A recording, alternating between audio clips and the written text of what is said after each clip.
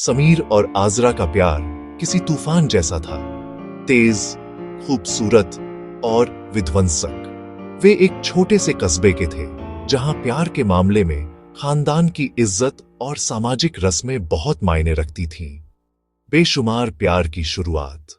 समीर एक शायर मिजाज का लट्टेज का था और आजरा उसकी नज़्मों की रूह। उनका प्यार छुप छुप कर परवान चढ़ा।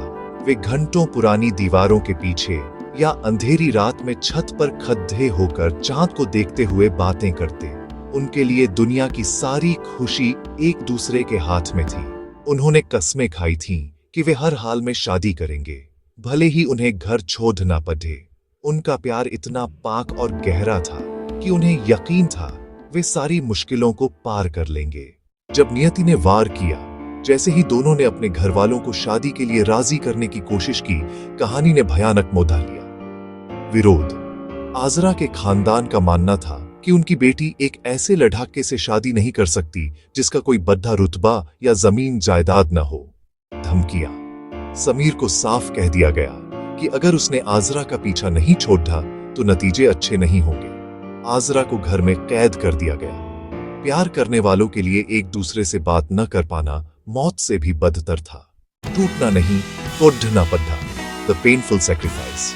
कुछ महीनों बाद आजरा के पिता ने उसकी शादी एक अमीर और ताकतवर खानदान में तय कर दी। आजरा ने बगावत की, रोई, मिन्नतें की, पर सब बेकार। उसके पिता ने उसे धमकी दी कि अगर वह शादी से इनकार करती है तो वे समीर और उसके परिवार को बर्बाद कर देंगे। समीर, मेरा प्यार मेरी ताकत नहीं, मेरी कमजोरी बन गया है। मेरा फैसला सिर्फ हमारा ब्रेकअप नहीं है, बल्कि तुम्हारी और तुम्हारे परिवार की हिफाजत है। मैं तुमसे दूर जा रही हूं ताकि तुम जिंदा रहो। मुझे भूला देना। मेरा इश्क अब सिर्फ मेरा दर्द है जो मैं तन्हा सहूंगी। अगले दिन आजरा ने समीर को फोन किया। उसकी आवाज पत्थर जैसी थी, जिसमें कोई भावना नहीं थी। उसने झूठ बोला कि वह अब खुश है और उसे अब समीर से कोई लेना देना नहीं है। समीर, मेरी शादी तय हो गई है। मैं अब पीछे मुड़ कर नहीं देखना चाहती। तुम भी आगे बढ़ो। हमारा रिश्ता खत्म।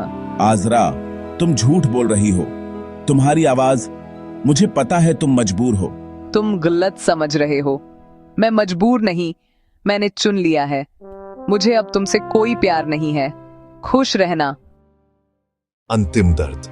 समीर टूट गया। उसने सोचा कि आजरा का प्यार सच्चा नहीं था, कि उसने उसे आसानी से भुला दिया।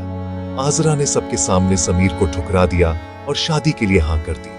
समीर ने अपने अंदर के शायर को दफन कर दिया। वह कस्बा छोड़ कर चला गया। इधर आजरा अपनी शादी की रात एक बंद कमरे में बैठी थी। उसके माथे पर सिंदूर था, पर उसके दिल पर समीर के झूठे घात का जख्म। वह जानती थी कि उसने दुनिया के सबसे प्यारे इंसान का दिल तोड़ा है, लेकिन उसका यकीन था कि इस जख्म के बिना समीर जिंदा नहीं रह पाता। उनका ब्रेकअप सिर्फ दो प्रेमियों का अलग होना नहीं था, बल्कि अधूरे प्यार की एक दर्दनाक जीत थी, जहां खुद को कुर्बान करके दूसरे की सलामती चाही गई।